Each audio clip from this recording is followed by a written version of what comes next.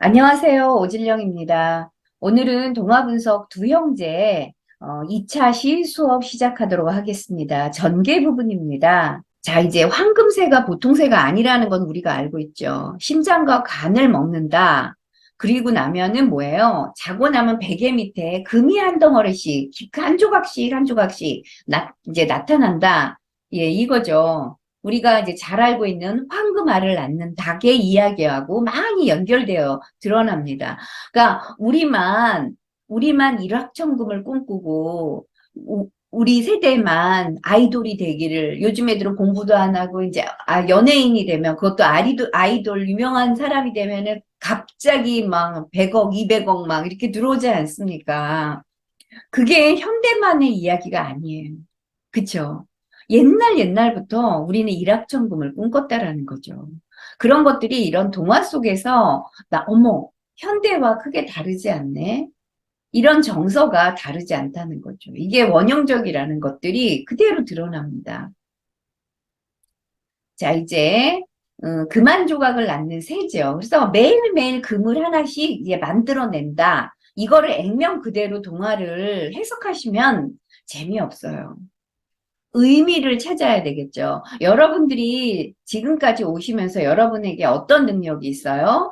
작은 능력도 있고 그 작은 능력이 이제 쌓이고 쌓여서 큰 능력이 되고 이제 이런 사람들도 많이 있으시잖아요. 그런데 처음에는 한 조각이에요.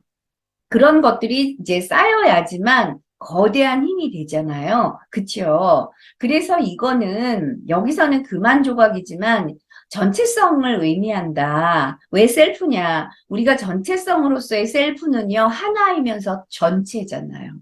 그쵸? 이것하고 연결된다. 라고 볼 수 있습니다. 자, 이제 넘어가 볼게요. 자, 이제 금세공인의 부인이 새를 꼬치에 구워서 이제 굽기 시작합니다. 근데, 어, 우리가 그 금을 세공한다. 아니면 연금술사 이전엔 야금술사였거든요. 그 돌에서 무언가를 축출했어요.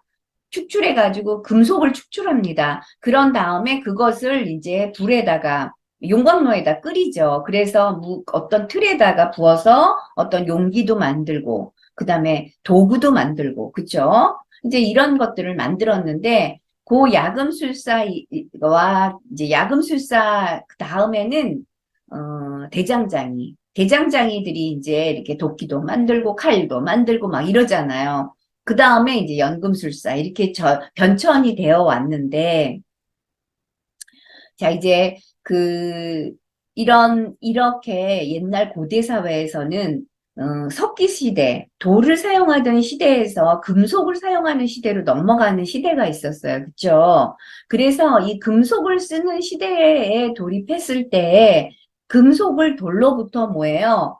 분류하는 작업을 했어요. 그 분류할 수 있는 사람은 누구냐?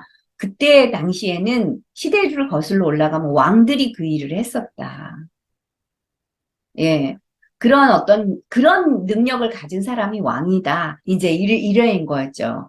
가장 높은 사람으로 이제 취급이 됐었던 거예요. 그러니까 여기서 금세공인은 안에 있는 내면적으로는 뭘 품고 있어요? 왕이라는 어떤 것도 가지고 있는 그런 부분이죠. 그쵸?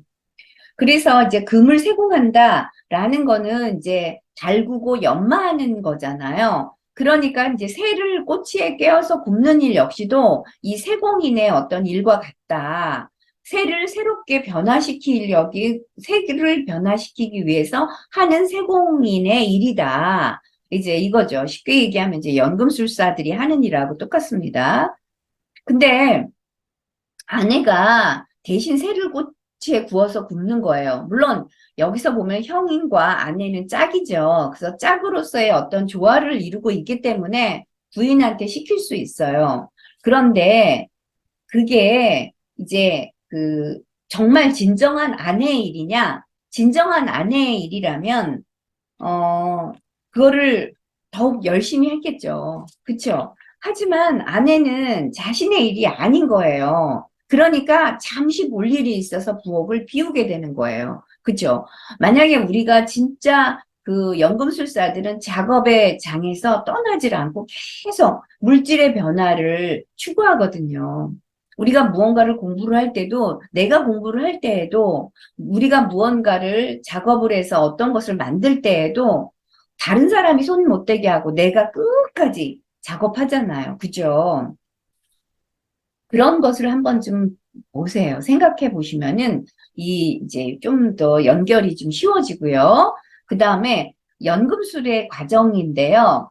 연금술의 과정에 대해서 설명해 드릴게요. 왜냐하면은 물질을 이렇게 끓여서 그리고 이제 그거를 변화를 시켜주는 그런 작업을 여기서 하고 있는 거잖아요. 그래서 이제 여기서 연금술과 많이 유사하다. 이제 연금술로 설명해 드리면 아주 쉽게 설명이 될 것 같아서 이제 연금술을 제가 가지고 왔습니다. 연금술이라는 거는 굉장히 어려워요. 하지만 옛날 고대 사회부터 있었거든요. 연금술사들이. 그래서 그들이 이제 물질을 이렇게 섞어서 이렇게 보세요. 여기 그림에 보시면 이렇게 동그란 비커 같은 데 있죠. 그 안에다 물질을 집어넣고 계속 가열을 합니다. 그러면 이제 변화가 일어나거든요. 제일 먼저 일어나는 작업 과정의 첫 번째 단계가 흑화입니다. 그 다음에 백화예요. 그 다음에 적화예요. 그래서 흑화, 검은색에서 백화, 알베도, 그 다음에 적화, 붉은색, 루베도. 이렇게 변하거든요. 이제 흑화를 니그레토라고 얘기하고요. 그 다음에 백화, 하얗게 변하거든요. 그러니까 완전히 대극이 일어나는 거죠. 이 대극이 일어났다가 나중에는 무슨 색으로 변하냐면 붉은색으로 변해요. 아니면 노란색으로 변한다. 그래서 우리 금의 색깔이 붉은 빛을 띠는 금도 있지만 노란 빛깔을 띠는 금도 있잖아요. 그래서 이 적화라는 것은 이제 노란 것과 붉은 것, 그것을 합치는 거다. 이렇게 얘기를 하거든요. 그래서 흑화는요, 물질을 섞어서 변화가 일어나기를 기다리는 때예요. 이때는 그 모든 광물을 다 혼합을 한다. 그래서 우리가 상담에서도 이 연금술의 작업 과정 같은 게 나타나거든요. 우리가 상담뿐만이 아니라 우리가 사람을 만날 때 처음에는요, 그 사람에 대해서 파악하지 못할 때는 되게 혼돈스럽고 혼란스러워요. 그쵸? 잘 알 수가 없어요. 이건지 저건지 몰라요. 그리고 또 나의 성격, 너의 성격이 달라요. 그러니까 일단은 서로가 맞추기 시작합니다. 이거는 결혼하고도 연결될 수 있어요. 우리가 결혼하고 처음에 무진 싸우잖아요. 남편이랑. 안 싸우셨나요? 한 번도? 아, 안 싸우실 수도 있습니다. 그러나 대부분의 사람들이 갈등이 일어난다고요. 예. 그러면은 그때 왜요? 내 성격하고 이 사람의 성격이 다르거든요. 일단 다른 것들이 딱 만나게 되면은 일단 혼돈, 혼재 이렇게 되죠. 근데 그거를 죽여야 돼요. 그쵸? 그래서 서로의 그 자신의 어떤 독특성들을 다 혼합시킵니다. 이 시기가 바로 흑화 단계예요. 이때가 이제 가장 혼돈이냐 혼재 섞이니까 그 다음에 죽음의 단계다 이렇게 보는 겁니다. 검은색을 띠고야 됩니다. 그 다음에 이제 백화는요 검은색에서 흰색으로 변화돼요. 새로운 물질이 생성이 되죠. 하얗게 변화됩니다. 이때가 이제 연금술에서는 백화라고 하고요. 우리가 심리학으로 보자면은 처음에는 자아자기 동일시 상태예요. 엄마와 아기가 함께 있던 그 시절. 그 다음에 이제부터는 자아가 탄생되는 시기가 오죠. 그쵸? 그래서 자아가 새롭게 만들어져요. 심리적인 자아는요, 태어나고 나서도 한참 뒤에 자아가 탄생돼요. 예. 계속 엄마하고 공생하려고 하고 엄마에게 종속되기를 하죠. 그래서 우리 현대인들은 심리적인 분리가 잘 안 일어나는 이제 그런 애들 많잖아요. 그거를 이제 현대적으로 말하면 마마보이 막 이렇게 표현하지 않습니까? 예. 이 자아의 탄생 시기, 새로운 것이 만들어지는 시기다. 이제 백화. 그 다음에 이제 적화는 그 새로운 것, 이제 검은 거에서, 검은 물질에서 새로운 것이 만들어져서 그 만들어진 것이 새롭게 변환을 일으켜야지 내 것이 되잖아요. 그쵸? 이게 제3의 것으로의 변환. 예, 그것을 나타낸다. 요게 이제 라피스라고 이야기합니다. 라피스를 다른 말로 이야기하면 철학자의 돌이라고 하고요. 이 라피스는 이제 황금을이라고 이야기를 합니다. 금을 만들어낸다. 이제 그렇죠. 근데 진짜 중세 시대에, 진정한 연금술사들은 이제 중세 시대의 유럽에서는 굉장히 싸움이 많이 일어났잖아요. 예, 그랬을 때, 진정한 그 연금술사들이 정말 금을 만들어가지고, 예, 그 군사물자로 이렇게 지원을 했다. 이렇게, 나옵니다. 그래서 여러분들이 유럽에 가시면 동유럽 쪽에 가면 황금소로라고 있을 거예요. 거기에는 연금술사들이 조그만 집 속에서 계속 그걸 만들어냈다. 물질을 뭐냐 금으로 변환시키는 그런 작업을 했다. 이렇게 하잖아요. 근데 진짜 금을 만들어내지는 못했다. 이제 그 얘기죠. 진짜 금을 만들어내는 사람은 엄청난 사람이고요. 금을 만들어내 대부분의 그 연금술사는 다 가짜. 예, 그래서 속이면서 사람들한테 눈속임을 하면서 가짜로 이제 금을 만들었다. 이제 뭐 이렇게 얘기를 하더라고요. 예. 근데 진정한 이 철학자의 도리라고 하는 거는 변화를 추구하는 것인데 그 물질이 변하는 그 철학자의 돌 라피스라는 것은요. 그 진짜 물질이 금으로 변화되는 것일 수도 있지만, 어떤 의미에서는 정신의 변환, 예, 정신의 변환을 의미한다. 그래서 우리가 죽었다가 다시 태어난 사람들 얘기 들으면은, 물론 죽음의 무턱까지 갔다가 온 사람들의 이야기를 보면 좀 다르지만, 우리가 무언가 이 사람이 살아가면서 변화된 삶을 살아가는 사람들 많잖아요. 특히나 상담을 하는 사람들은 많이 그런 경우를 접해요. 그러니까 심리적 질병을 앓은 때와 심리적 질병으로부터 회복되는 때, 이제 이거죠. 심리적 질병으로부터 벗어나서 새로운 삶을 사는 거, 이게 변화죠. 그쵸? 예. 우리는 그것을 추구해요. 이게 정신의 성숙이다. 이렇게 이야기를 합니다.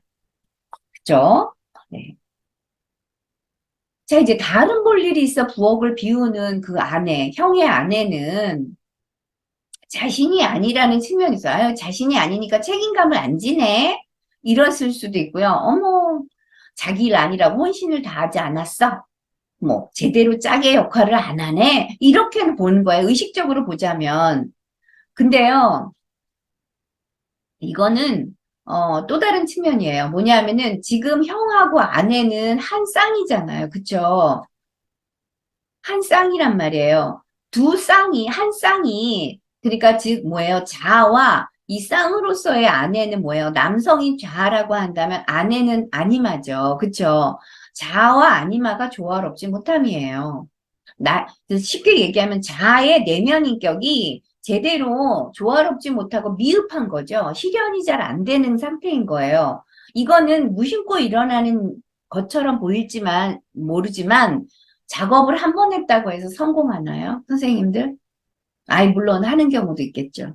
그러나 우리는 숱하게 여기 인생을 살아오시면서, 뭐, 적게는 뭐 20대, 많게는 이제 5, 60대 이렇게 계시지만, 우리가 살아오면서 실패 한 번도 안 하신 경우 있나요? 저는 허다하게 실패를 하도 많이 해가지고, 실패하는 게 이제는 자연스러운 사람이에요.